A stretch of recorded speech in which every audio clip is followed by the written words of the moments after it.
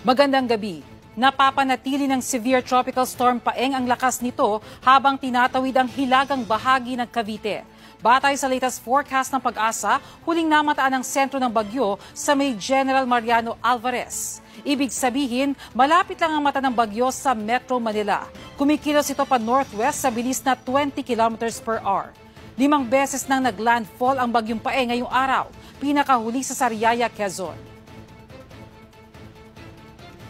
Mahigit 4 million pesos na assistance na ang naipamahagi sa pamamagitan ng DSWD at mga LGU para sa mga nasalanta ng bagyong Paeng. Bukod sa tubig na kailangan ngayon ng mga apektado, ipinag-utos na rin ni Pangulong Bongbong Marcos ang pagtitiyak ng maayos na supply ng kuryente sa mga ospital at evacuation center. Sabi ng Pangulo sa NDRMC Full Council meeting kanina, kailangan pag-aralan kung paano maiiwasan ang nangyari sa Maguindanao, kung saan umabot na sa mahigit 40 ang patay at 10 ang nawawala. Ani Marcos, kailangan masiguro na nagagawa ng mga kinauukulan ang pag-evacuate sa mga maaapektuhan ng bagyo. Ako po si Bernadette Reyes, buong puso para sa Pilipino. Maraming salamat po.